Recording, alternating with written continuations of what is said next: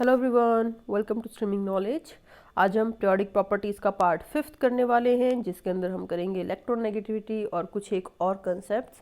और साथ ही साथ ये आपका लास्ट वीडियो होने वाला है इस चैप्टर का। और अगर अभी तक आपने मेरे चैनल को सब्सक्राइब नहीं किया है तो प्लीज़ कर लीजिए। और साथ ही साथ टेलीग्राम चैनल को भी सब्सक्राइब कर लीजिए, क्योंकि जितने भी नोट्स हैं वो आपको टेलीग्राम चैनल पे ही मिलेंगे। तो शुरू करते हैं आज का ये वीडियो। तो सबसे पहली बात, इलेक्ट्रोनेगेटिविटी। ठीक है, तो इलेक्ट्रोनेगेटिविटी होता क्या है? तो ये एक टेंडेंसी है। ठीक है, क्या है? ये टेंडेंसी है एक एटम की to attract shared pair of electron. अब यहाँ पर ध्यान दीजिएगा, ये क्या है? टेंडेंसी है।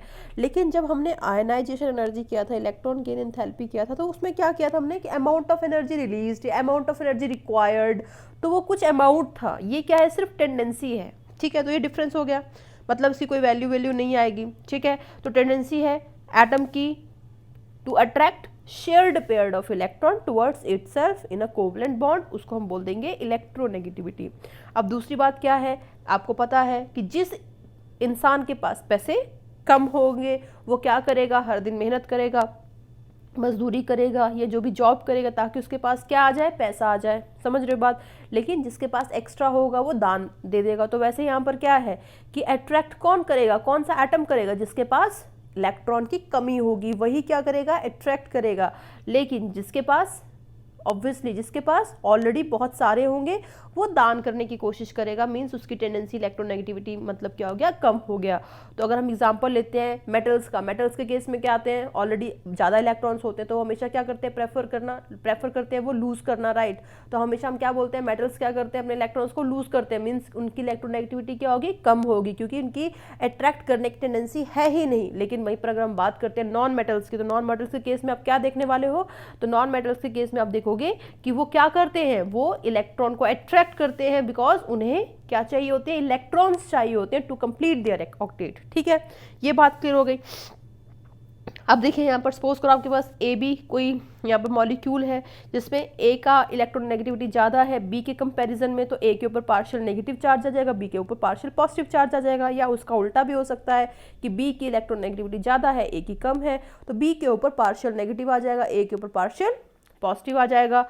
तो इस केस में कौन सा कोवलेंट बॉन्ड बनेगा? पोलर कोवलेंट बॉन्ड बनेगा। लेकिन अगर सपोज करो ए और बी की इलेक्ट्रोनेगेटिविटी अप्रॉक्सीमेटली इक्वल है या फिर इक्वल है, तो उस केस में क्या हो जाएगा? नॉन पोलर कोवलेंट बॉन्ड जो है बनेगा। ठीक है, ये बात हो गई।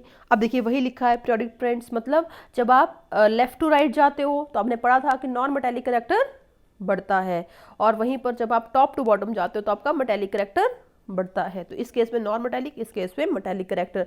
और नॉन मेटल मतलब क्या हो गया कि उनके पास इलेक्ट्रॉन की कमी है और वो इलेक्ट्रॉन को खींचना चाहते हैं टू कंप्लीट देयर ऑक्टेट।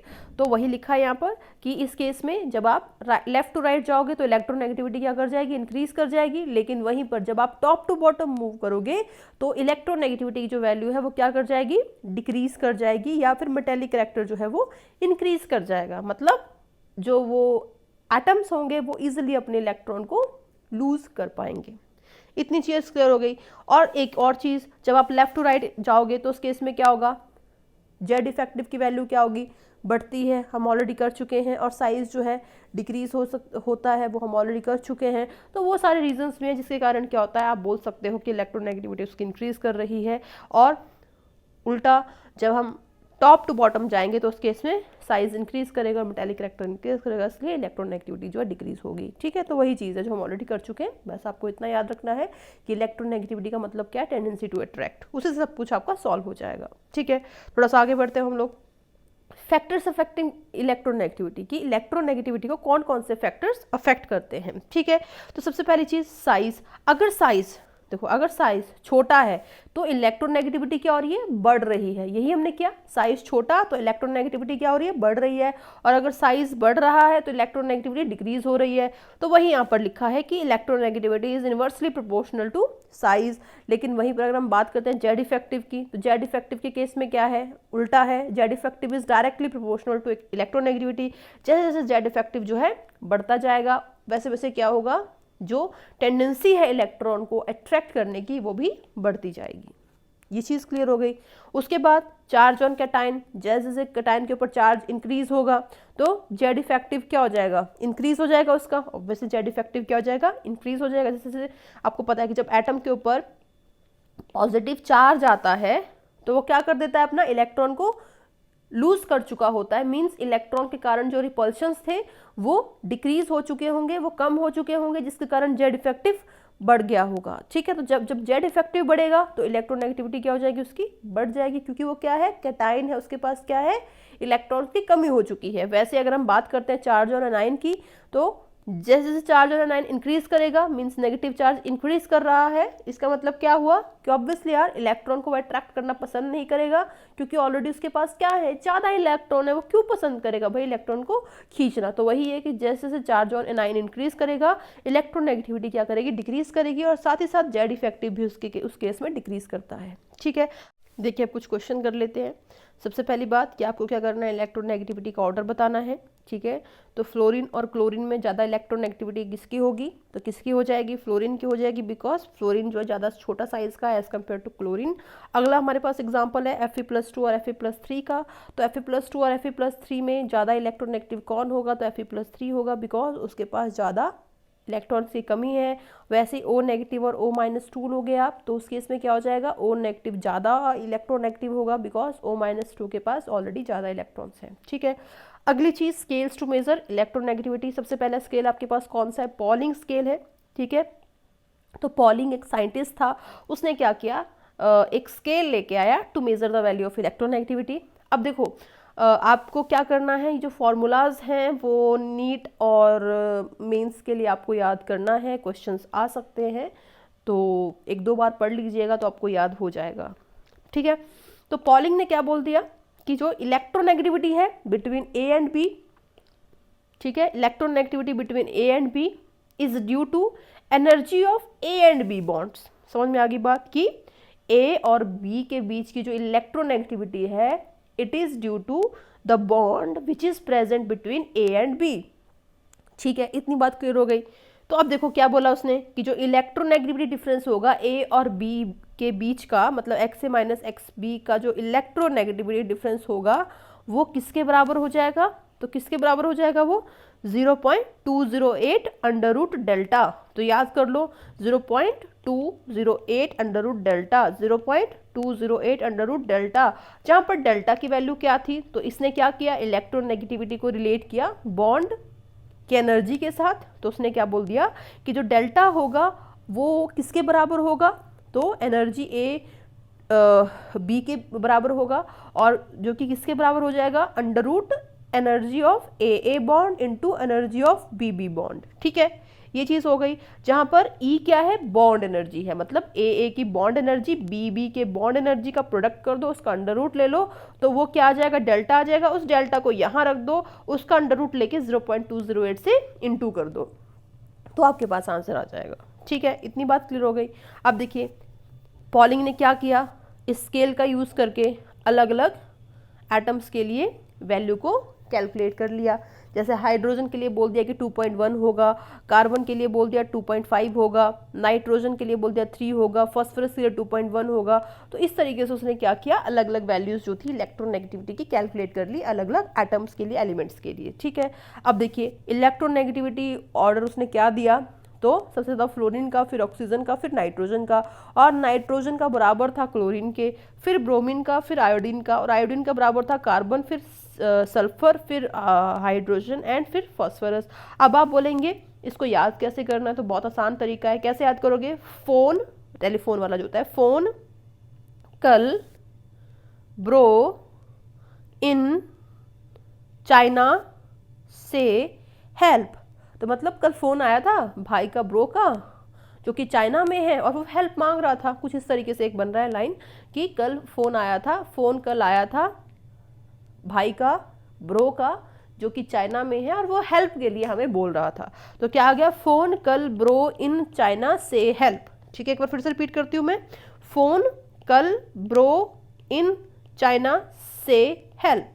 ठीक है, फ़ोन कल ब्रो इन चाइना से हेल्प, 2 बार लिखिए, आपको याद हो जाएगा। तो इस तरीके से इलेक्ट्रोनेगेटिविटी का ऑर्डर जो है उसने दे दिया। अब उसके बाद कौन आया, मलिकन आया। मलिकन ने भी क्या किया, स्केल दिया है जिसको बोल दिया गया मलिकन स्केल। उसने क्या बोल दिया कि आपको क्या करना है, आयनाइजेशन एनर्जी, इलेक्ट्रॉन एफिनिटी, दोनों को क्या करना है, किलो जूल पर मोल में लेना है और दोनों का एवरेज आपको ले लेना है, सम करके डिवाइड बाय 2 कर देना है, एवरेज ले लेना है और जो वैल्यू आएगी वो इलेक्ट्रोनेगेटिविटी की वैल्यू आ जाएगी। सिंपल सी चीज़ है। क्या बोला मैंने कि उसने क्या बोला, आयनाइजेशन एनर्जी और इलेक्ट्रॉन एफिनिटी की आपको वैल्यू लेनी है किलो जूल पर मोल में और उनका एवरेज निकाल कर मीन्स डिवाइड बाय 2 करके इलेक्ट्रोनेगेटिविटी की वैल्यू आ जाएगी। तो याद रखना है किसने बोला, मलिकन ने बोला। ठीक है, और मलिकन और पॉलिंग के बीच में क्या रिलेशन था, मतलब electronegativity of Mulliken and electronegativity of Pauling के बीच में क्या रिलेशन था। तो आपको याद करना है ये कि electronegativity of Mulliken is equals to electronegativity of Pauling into 2.8। ठीक है, ये चीज़ होगी क्लियर। तो हमने क्या क्या कर लिया यहाँ पर कि पॉलिंग स्केल के हिसाब से x से माइनस एक्स भी मतलब इलेक्ट्रोनेगेटिविटी का डिफरेंस किसके बराबर हो जाएगा, 0.208 अंडर रूट डेल्टा, जहाँ डेल्टा क्या था EAA into EBB under root. ठीक है, ये कर लिया। और बाद में हमने कर दिया मलिकन स्केल की जो इलेक्ट्रोनेगेटिविटी की वैल्यू होगी वो किसके बराबर होगी, ionization energy in kilojoule per mole plus electron affinity in kilojoule per mole divided by 2 और electronegativity of Mulliken is equals to electronegativity of Pauling into 2.8 और फोन कल ब्रोच इन चाइना से हेल्प। अब देखो आगे एक और इंसान आ गया, ऑलरेड रेको स्केल। ठीक है, इसने क्या बोल दिया कि जो इलेक्ट्रोनेगेटिविटी होगी वो किसके बराबर हो जाएगी, ठीक है, वो 0.359 divided by r square z effective plus 0.744 और यहाँ पर आर क्या था, कोवलेंट रेडियस था इन एंगस्ट्रॉन्ग। ठीक है, तो आपको ये चीज़ याद रखनी है। तो क्या हो गया हमारे पास, ऑलरेड रिको स्केल में क्या बोल दिया गया कि इलेक्ट्रोनेगेटिविटी किसके बराबर हो जाएगी, तो 0.359 upon r square z effective plus 0.744। ठीक है, और जहाँ पर आर क्या है, कोवलेंट रेडियस है इन एंगस्ट्रॉन्ग। ठीक है, अब देखिए अगली चीज़, एप्लीकेशंस क्या क्या है इलेक्ट्रोनेगेटिविटी के। ठीक है, तो इलेक्ट्रोनेगेटिविटी के एप्लीकेशंस क्या क्या हैं। तो पहली चीज़ वो क्या बताता है, तो वो आयनिक करैक्टर बताता है किसी भी कोवलेंट बॉन्ड के अंदर। ठीक है, क्या बताता है वो, आयनिक करैक्टर बताता है किसी भी कोवलेंट बॉन्ड के अंदर। मतलब अगर सपोज करो आपके पास इलेक्ट्रोनेगेटिविटी का जो डिफरेंस है वो 1.7 से ज़्यादा आ रहा है, क्या बोल दिया मैंने, इलेक्ट्रोनेगेटिविटी का डिफरेंस 1.7 से ज़्यादा आ रहा है, उस केस में जो आपका ये मॉलिक्यूल होगा उसमें आयनिक बॉन्ड होगा। मतलब दो एटम्स के बीच में कैसा बॉन्ड हो जाएगा, आयनिक बॉन्ड हो जाएगा। वहीं पर अगर इलेक्ट्रोनेगेटिविटी की वैल्यू लेस देन 1.7 हो जाएगी तो उस केस में जो कोवलेंट बॉन्ड होगा, सॉरी जो बॉन्ड होगा वो क्या हो जाएगा, कोवलेंट बॉन्ड हो जाएगा। तो आपको याद रखना है 1.7 से ऊपर आयनिक और 1.7 से नीचे कोवलेंट। लेकिन यहाँ पर एक एक्सेप्शन है। एक्सेप्शन क्या है, HF के लिए एक्सेप्शन है, हाइड्रोजन फ्लोराइड के लिए, क्योंकि वहाँ पर इलेक्ट्रोनेगेटिविटी की जो वैल्यू होती है वो 1.9 होती है। इलेक्ट्रोनेगेटिविटी की वैल्यू क्या हो जाती है, 1.9 हो जाती है और बॉन्ड कैसा है, कोवलेंट बॉन्ड है। समझ रहे हो बात। तो इसलिए हम क्या बोल सकते हैं, वो एक्सेप्शन है। ठीक है, जो आपको याद रखना है। ठीक है, तो एक बार फिर से रिपीट करती हूँ, हाइड्रोजन फ्लोराइड के केस में इलेक्ट्रोनेगेटिविटी डिफरेंस की वैल्यू 1.9 आती है, लेकिन बॉन्ड क्या है, वो कोवलेंट बॉन्ड है, आयनिक बॉन्ड नहीं है, इसलिए वो क्या है, एक्सेप्शन है। अदरवाइज सबके लिए आप बोल सकते हैं कि इलेक्ट्रोनेगेटिविटी अगर ज़्यादा होगी 1.7, इलेक्ट्रोनेगेटिविटी डिफरेंस ज़्यादा होगा 1.7 के, तो जो बॉन्ड होगा वो आयनिक बॉन्ड होगा। इतनी बात क्लियर हो गई। अब देखिए परसेंटेज आयनिक बॉन्ड करैक्टर कैसे आप कैलकुलेट कर सकते हो, मतलब किसी बॉन्ड के अंदर कितना परसेंटेज आयनिक बॉन्ड करैक्टर होगा। ठीक है, तो वो कैसे कैलकुलेट कर सकते हो आप, तो 16 इंटू ये क्या है, electronegativity difference plus 3.5 into electronegativity difference का स्क्वायर। ठीक है, तो कैसे याद कर सकते हो, 1632 होता है ना, डबल मतलब, तो 1635 हो गया यहाँ पर 1633.5, तो 16 डेल्टा ई मतलब इलेक्ट्रोनेगेटिविटी का डिफरेंस प्लस 3.5 और डेल्टा इलेक्ट्रोनेगेटिविटी का डिफरेंस और होल स्क्वायर। तो परसेंटेज आयनिक बॉन्ड करैक्टर आप इस तरीके से कैलकुलेट कर सकते हो।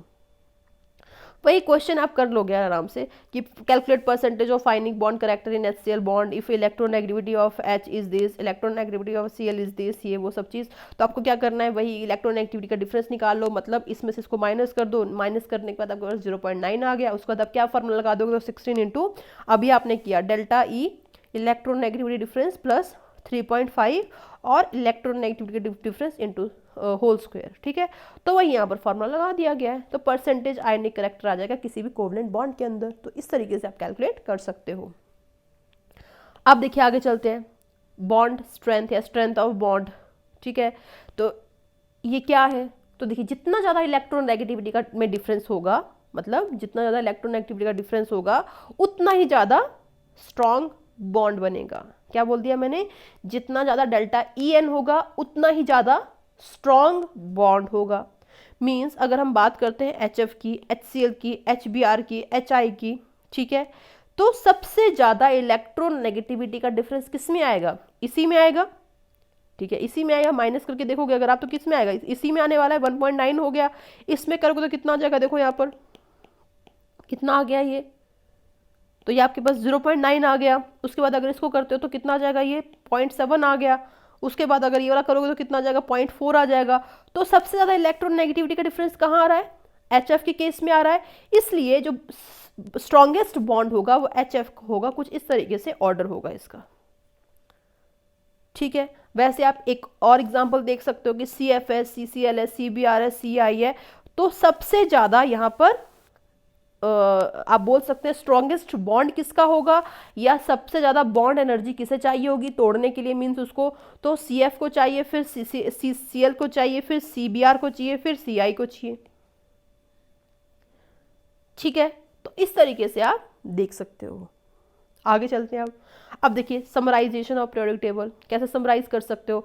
सबसे पहले अगर हम बात करते हैं एटॉमिक रेडियस की, तो आपको याद हो तो हमने क्या पढ़ा था कि जब अलोंग द पीरियड जाएंगे तो क्या होगा, जो जेड इफेक्टिव था वो इंक्रीज कर रहा था, जो इलेक्ट्रॉन्स थे वो सेम सेल में ऐड हो रहे थे, ठीक है। तो इस साइड को क्या हो रहा था कि जो एटम था सिकुड़ जा रहा था, तो मतलब एटॉमिक रेडियस डिक्रीज कर रहा है लेकिन वहीं पर जो जब आप डाउन द ग्रुप मूव कर रहे थे तो उस केस में क्या हो रहा था कि एटम के अंदर नंबर ऑफ ऑर्बिट्स या नंबर ऑफ शेल्स जो थे वो बढ़ रहे थे, तो मतलब उस केस में आपका एटॉमिक रेडियस इंक्रीज कर रहा था। अगर हम बात करते हैं आयनाइजेशन एनर्जी की, तो क्या था वो amount of energy required to remove the outermost electron. तो हमने क्या बोला था कि जब आप अलोंग द पीरियड जाते हो तो उस केस में नॉन मेटेलिक कैरेक्टर बढ़ता है, मींस जो एलिमेंट्स हैं, एटम्स हैं, वो अपने इलेक्ट्रॉन लूज करना नहीं चाहते because already they have less number of electrons. उन्हें अपना ऑक्टेट पूरा करने के लिए और इलेक्ट्रॉन्स चाहिए, तो इसलिए इस साइड में क्या होगा, आयनाइजेशन एनर्जी जो है बढ़ जाएगी। लेकिन वहीं पर अगर हम बात करते हैं डाउन द ग्रुप, तो उस केस में क्या था, अगर आपको याद हो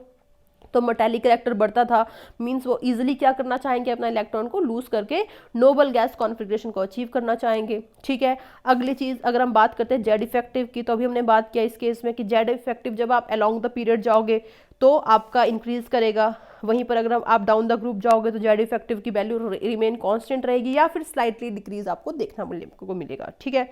अगली बात इलेक्ट्रॉन गेन इंथैल्पी या फिर इलेक्ट्रॉन एफिनिटी, अगर आप अलोंग द पीरियड जाओगे तो उस केस में वो ज़्यादा नेगेटिव होती जाएगी, ठीक है, मतलब वैल्यू उसकी इंक्रीज करती जाएगी, मीन्स मोर नेगेटिव होती जाएगी। इलेक्ट्रॉन गेन इंथैल्पी होती क्या, तो it is the amount of energy released, है ना, when an electron is added in the isolated gaseous atom, यही था।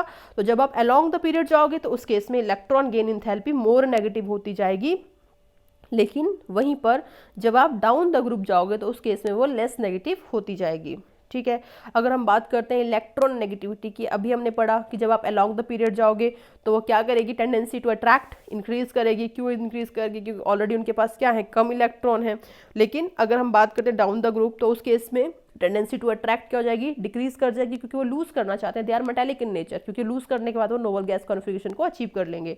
वैसे ही अगर आप अलोंग द पीरियड जाओगे तो उस केस में मेटालिक कैरेक्टर क्या करेगा, डिक्रीज कर जाएगा, नॉन मेटालिक बढ़ जाएगा, और डाउन द ग्रुप वो इंक्रीज कर जाएगा, ठीक है। इतनी बात आई होप आपको क्लियर हो गई होगी। थोड़ा सा आगे बढ़ते हैं हम लोग। नेचर ऑफ ऑक्साइड्स, सबसे पहले हमारे पास क्या है, एसिडिक ऑक्साइड्स है, ठीक है। तो एसिडिक ऑक्साइड्स क्या होते हैं, एसिडिक ऑक्साइड्स हम उनको बोलते हैं जो वाटर के साथ रिएक्ट करके एसिड बनाते हैं। क्या बोल दिया मैंने, एसिडिक ऑक्साइड्स कौन से होंगे, जो वाटर के साथ रिएक्ट करके एसिड बना देंगे, उनको हम बोल देंगे एसिडिक ऑक्साइड, ठीक है। और एसिडिक ऑक्साइड किसके साथ रिएक्ट करेंगे, बेस के साथ रिएक्ट करेंगे, ठीक है। इतनी बात क्लियर होगी। तो क्या क्या बोल दिया मैंने कि एसिडिक ऑक्साइड जो है वो बेस के साथ रिएक्ट करते हैं एंड वाटर के साथ रिएक्ट करके एसिड बना देंगे, ठीक है। और इन जनरल क्या बोल सकते हैं हम लोग कि जो नॉन मेटेलिक ऑक्साइड्स होते हैं उन्हीं को हम क्या बोलते हैं, एसिडिक ऑक्साइड्स कहते हैं। ठीक है, जैसे CO2 है तो CO2 क्या है, नॉन मेटेलिक है, तो जो नॉन मेटेलिक ऑक्साइड्स होंगे उन्हीं को हम क्या बोल देंगे, एसिडिक ऑक्साइड्स बोल देंगे। इतनी बात क्लियर हो गई। तो वही यहाँ पर लिखा है, देखो एसिडिक ऑक्साइड आपके पास CO2 है, ये देखिए CO2 है, ये वाटर के साथ जैसे रिएक्ट किया इसने क्या कर दिया, एसिड बना दिया, H2CO3 बना दिया। लेकिन जब CO2 means acidic oxide, NaOH means base के साथ रिएक्ट किया तो उसने क्या किया, सॉल्ट बना दिया और वाटर लिबरेट कर दिया। ठीक है, आगे चलते हैं, बेसिक ऑक्साइड। तो बेसिक ऑक्साइड में क्या होगा कि जैसे ही बेसिक ऑक्साइड पानी के साथ रिएक्ट करेंगे तो वो क्या कर देंगे, क्या कर देंगे, वो बेस बना देंगे। क्या बोल दिया मैंने कि जैसे बेसिक ऑक्साइड वाटर के साथ रिएक्ट करेंगे वो क्या कर देंगे, बेस बना देंगे। और साथ ही साथ जो बेसिक ऑक्साइड्स होते हैं वो क्या करते हैं, तो वो क्या करते हैं, वो ऑक्साइड्स जो होते हैं वो एसिड के साथ रिएक्ट करते हैं। ठीक है, जैसे एसिडिक ऑक्साइड बेस के साथ रिएक्ट करते थे, वैसे ही जो बेसिक ऑक्साइड है वो किसके साथ रिएक्ट करेंगे, वो एसिड के साथ रिएक्ट करके सॉल्ट बना देंगे। और इन जनरल हम क्या बोल सकते हैं कि जो बेसिक ऑक्साइड होते हैं वो कौन से होते हैं, वो मेटेलिक ऑक्साइड्स होते हैं। ठीक है, तो याद रखना है आपको, बेसिक ऑक्साइड मेटेलिक ऑक्साइड और एसिडिक ऑक्साइड जो होते हैं वो नॉन मेटेलिक ऑक्साइड्स होते हैं। ठीक है, अगली चीज अगर हम बात करते हैं इसमें न्यूट्रल ऑक्साइड की, तो जो न्यूट्रल ऑक्साइड्स होते हैं वो कौन से होते हैं, तो वो ना तो एसिड के साथ रिएक्ट करते हैं ना ही बेस के साथ रिएक्ट करते हैं, उसको बोल देंगे हम लोग न्यूट्रल ऑक्साइड्स। एग्जांपल दे रखा है N2O, CO, NO, तो ये सारे क्या है, न्यूट्रल ऑक्साइड्स है। न्यूट्रल ऑक्साइड्स क्या बोलते हैं, मैं फिर से रिपीट करती हूँ कि जो किसी के साथ रिएक्ट नहीं करते, ना तो एसिड के साथ ना ही बेस के साथ। अगला हमारे पास क्या, एम्फोटेरिक ऑक्साइड्स है। तो एम्फोटेरिक ऑक्साइड्स क्या होते हैं, जो दोनों के साथ करेंगे। तो oxides which react with acids as well as base are called amphoteric oxide. ठीक है, तो एक बार फिर से रिपीट कर दें क्या क्या हुआ यहाँ पर, हमने क्या बोला, एसिड्स में क्या होगा कि वो बेस के साथ रिएक्ट करेंगे या वाटर के साथ रिएक्ट करके एसिड बना देंगे। बेसिक में हमने क्या कर लिया, बेसिक्स जो है वो एसिड के साथ रिएक्ट करेंगे या फिर वाटर के साथ रिएक्ट करके बेस बना देंगे। अगली चीज, न्यूट्रल ऑक्साइड किसी के साथ रिएक्ट नहीं करेंगे, एम्फोटेरिक दोनों के साथ रिएक्ट कर जाएंगे। एम्फोटेरिक का एग्जांपल क्या है, देखिए यहाँ पर ये कुछ लिखा हुआ है, तो देखिए इसको आपको याद क्या करना है, बेसन, बेसन, बेसन होता है ना खाने वाला बेसन, जिसका बेसन का हलवा, बेसन की मिठाई, तो बेसन, गाल, गाल मतलब चिक्स, तो गाल, जीभ, जीभ मतलब टंग, ठीक है, पर लगाया। ठीक है, तो क्या बोल दिया हमने, बेसन, गाल, जीभ पर।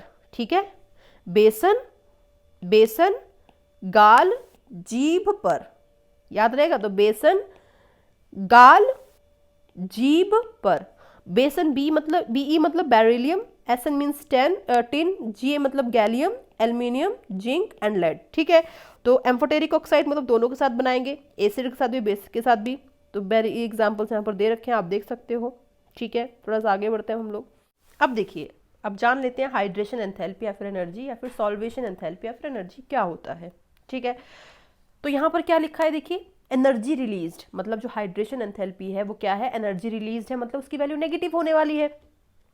और अभी हमने किया कि एनर्जी रिलीज कब होती है, जब बॉन्ड का फॉर्मेशन होता है। तो भाई यहाँ पर कहाँ बॉन्ड का फॉर्मेशन हो रहा है, तो देखो क्या होता है, यहाँ पर क्या लिखा है कि जब कोई आयन किसी सॉल्वेंट के अंदर डिसॉल्व होगा। ठीक है, जब कोई आयन मीन सॉल्यूट जो है किसी सॉल्वेंट के अंदर डिसॉल्व होगा तो उस केस में एनर्जी रिलीज होगी। भाई सॉल्यूट सॉल्वेंट के अंदर डिसॉल्व कब होगा, जब जो सॉल्यूट है वो सॉल्वेंट के साथ बॉन्ड फॉर्मेशन करेगा, और जब भी बॉन्ड फॉर्मेशन होगी तो क्या होगा, एक्सोथर्मिक प्रोसेस होगा, एनर्जी रिलीज होगी। इसलिए हम क्या बोल रहे हैं, हाइड्रेशन एंथैल्पी क्या है, एनर्जी रिलीज्ड है। तो देखिए क्या लिखा है, वही एक बार फिर से देख लेते हैं। It is energy released when an ion undergoes dissolution in the solvent, it is called hydration enthalpy when water is solvent. जब वाटर हम सॉल्वेंट लेंगे तो हाइड्रेशन एंथैल्पी लेंगे, और जब वाटर के अलावा कोई और सॉल्वेंट लेंगे तो हम बोल देंगे सॉल्वेशन एंथैल्पी। ठीक है, और जो हमारे पास हाइड्रेशन एंथैल्पी होती है वो इनवर्सली प्रोपोर्शनल होती है साइज ऑफ आयन के। मतलब क्या हुआ कि जितना ज्यादा छोटा आयन होगा उतना ही ज्यादा वो क्या हो जाएगा, उसके केस में हाइड्रेशन एंथैल्पी का रिलीज देखने को मिलेगा। क्यों ऐसा होगा, क्योंकि देखिए क्या होगा, जितना ज्यादा छोटा आयन होगा वो क्या करेगा, उतनी ही ज्यादा आप बोल सकते हैं बॉन्डिंग में पार्टिसिपेट कर पाएगा, बिकॉज उसका साइज क्या है, छोटा है। लेकिन जैसे ही साइज बढ़ेगा, ठीक है, जैसे ही साइज बढ़ेगा आयन का, वो कम पार्टिसिपेट कर पाएगा बॉन्डिंग में, ठीक है।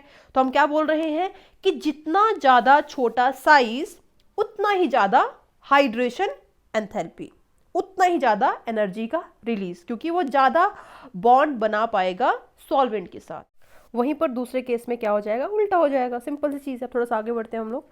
अब देखिए वही लिख दिया यहाँ पर कि smaller ion on dissolution forms multiple layer of solvent around them, that's why they become larger in size. अब देखिए यहाँ पर एक चीज देखिएगा कि आपके पास क्या है, एक लिथियम आयन है गैसियस स्टेट्स में और सोडियम आयन है गैसियस स्टेट में।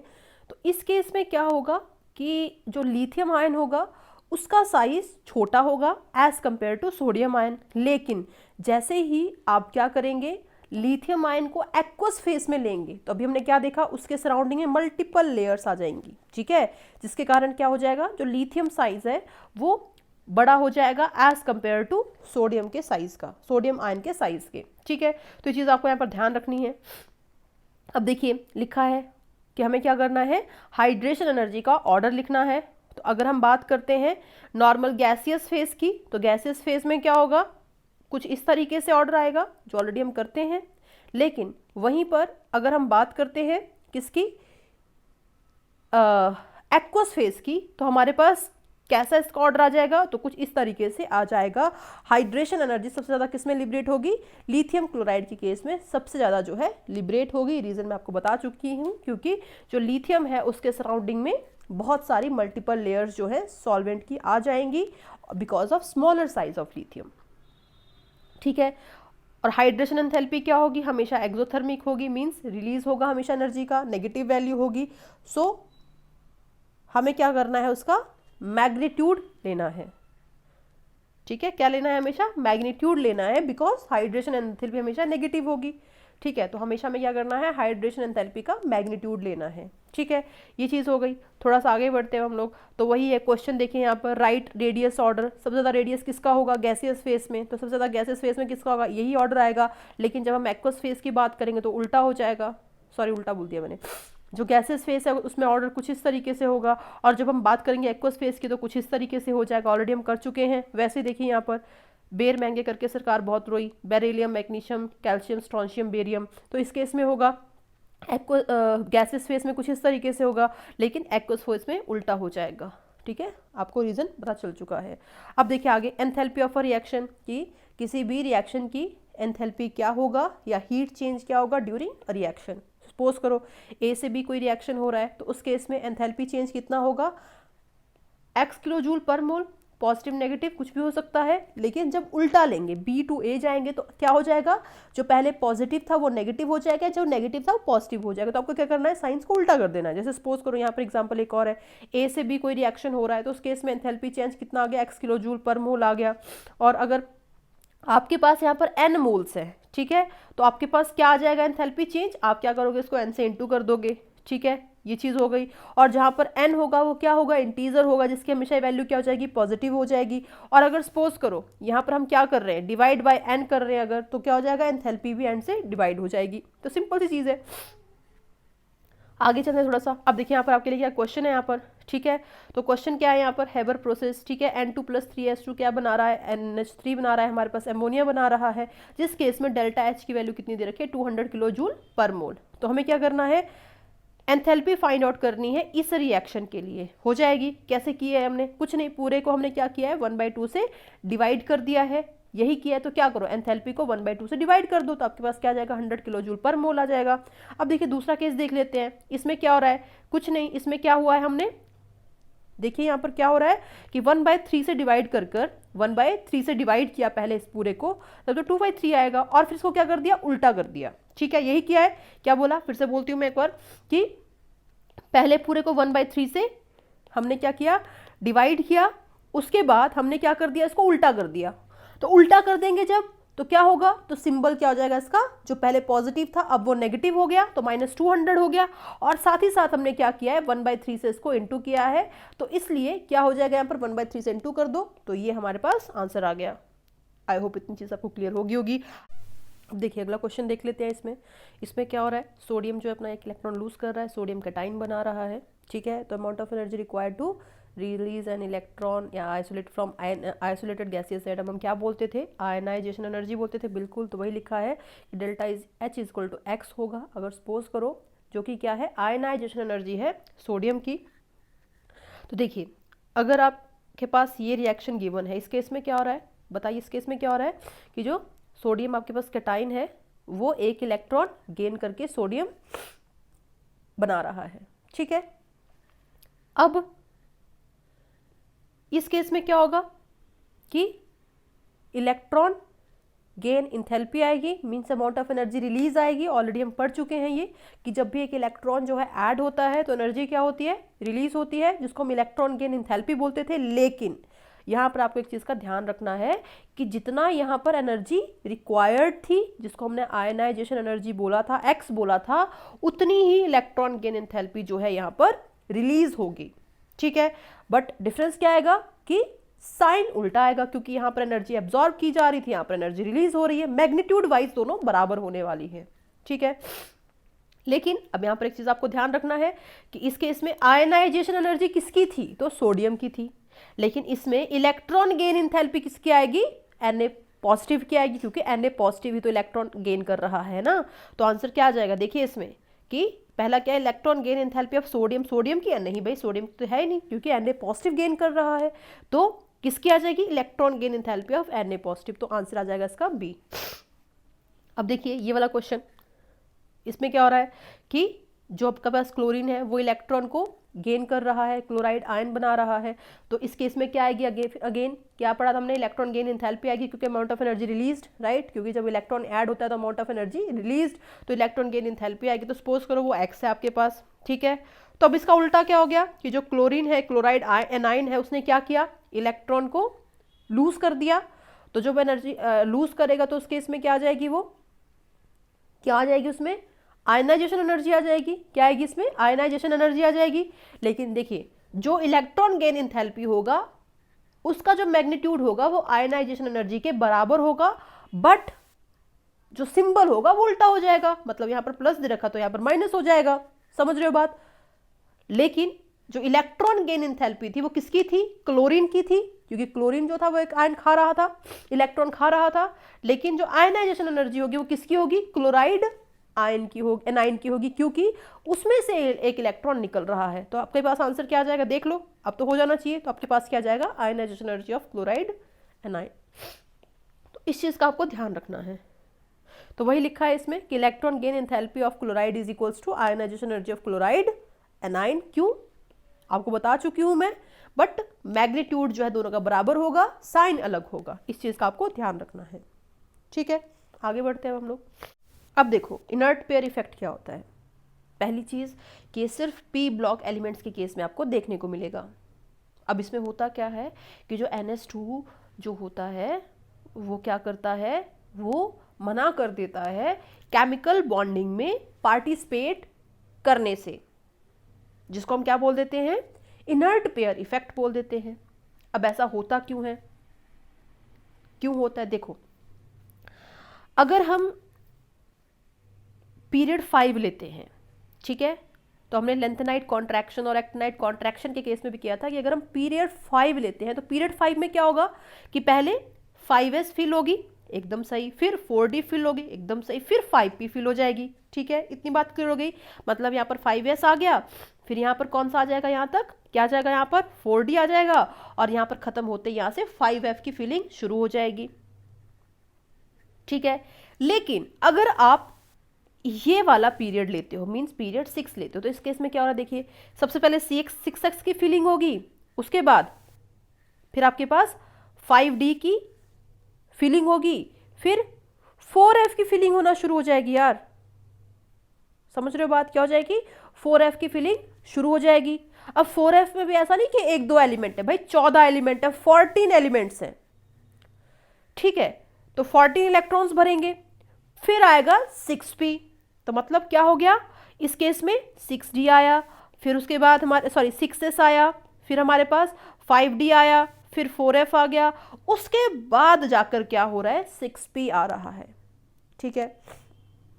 तो क्या होगा कि जब लेड और बिस्मथ के पास बॉन्डिंग करने की बारी आएगी या जब उन्हें बॉन्ड बनाना होगा, तो पता है क्या बोलेंगे? बोलेंगे भाई कि देखो हमारे पास 6s भी है, 6p भी है, लेकिन हमारा जो 6s है वो अंदर है, तो भाई हम पहले अंदर वाले से क्यों बॉन्डिंग करेंगे, हम तो पहले बाहर वाले से बॉन्डिंग करेंगे। मतलब इस केस में s जो है आपका अड़ जाएगा कि भाई मैं तो इतना अंदर हूं, मैं क्यों पहले बॉन्डिंग में पार्टिसिपेट करूं, पहले 6p को करने दो क्योंकि वो तो बाहर है। समझ रहे हो बात? तो इस केस में क्या होगा कि 6s जो होगा वो क्या कर देगा, रिलैक्टेंस शो कर देगा to participate in the bonding. लेकिन इस केस में क्या होगा, ऐसा नहीं होगा। समझ रहे हो बात? इसमें बॉन्डिंग जो है यही से हो जाएगी, कोई प्रॉब्लम नहीं होगी। लेकिन इस केस में रिलैक्टेंस शो कर दी जाएगी 6s के द्वारा। सो इसको हम कहते हैं इनर्ट पेयर इफेक्ट। और ये किसके कारण हो रही है? तो डी और एफ के कारण हो रही है।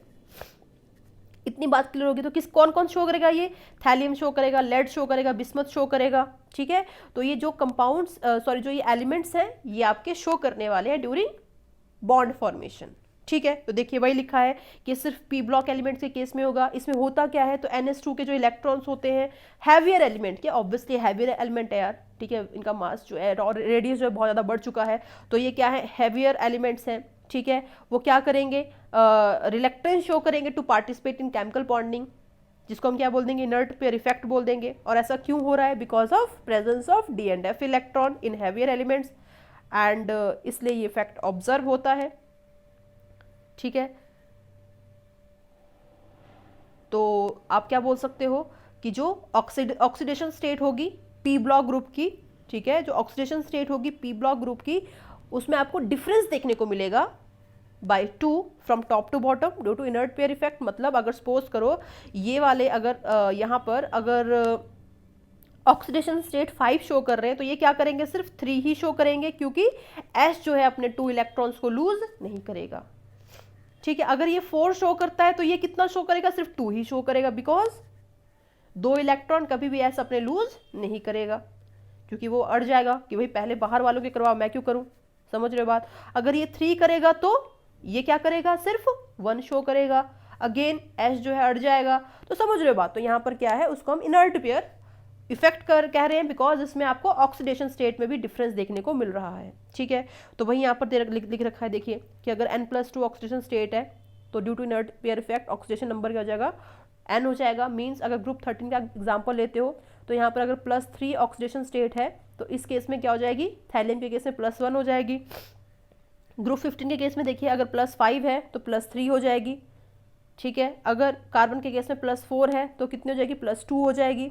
ठीक है, तो इस तरीके से आप चीज़ें देख सकते हो। अगर हम बात करते हैं कि विच इज़ मोर स्टेबल, ठीक है, कि कौन सी ज़्यादा स्टेबल होगी, तो आपके पास पहला एग्जांपल है PbO और दूसरा है PbO2। ठीक है, तो लेड कौन से ग्रुप में आता है, अभी हमने देखा कौन से ग्रुप में आएगा, कार्बन वाले ग्रुप में आएगा। ठीक है, इस केस में ऑक्सीडेशन स्टेट कितनी होनी चाहिए थी, +4 स्टेबल होनी चाहिए थी, लेकिन उसकी कितनी होगी स्टेबल, +2 ही स्टेबल होगी because of inert pair effect. तो बताइए इसमें से कौन सा पॉसिबल है, कौन सा पॉसिबल होगा। इसमें देखिए जब आप इसका कैलकुलेट करोगे लेड का कितना ऑक्सीडेशन स्टेट आ जाएगा, +4 आ जाएगा, इस केस में +2 आ जाएगा, तो स्टेबल कौन सी है, +2 वाली स्टेबल है, तो इसलिए आंसर क्या जाएगा इसका, ये वाला आ जाएगा। वैसे यहाँ पर देखिए बिस्मथ क्लोराइड है, बिस्मथ ये Cl5 है, इस केस में बिस्मथ का ऑक्सीडेशन स्टेट क्या है, 5 है, इसमें +3 है। अब देखिए बिस्मथ कहाँ था, यहाँ पर था, राइट। तो इस केस में जो नाइट्रोजन था, ठीक है, नाइट्रोजन का देखिए यहाँ पर नाइट्रोजन का क्या था, +5 था, ठीक है, स्टेबल +5 था, तो बिस्मथ क्या हो जाएगा, +3 स्टेबल हो जाएगा, तो इसलिए इसका आंसर आ जाएगा +3 because of inert pair effect. तो ये चीज़ें आपको याद रखनी है। आई होप आपको समझ में आया होगा। अगर कोई डाउट आता तो आप कमेंट सेक्शन में पूछ सकते हो। बस हम आज के लिए इतना ही करेंगे और इसी के साथ आपका चैप्टर जो है पीरियोडिक प्रॉपर्टीज खत्म हो चुका है। So thank you, thanks a lot.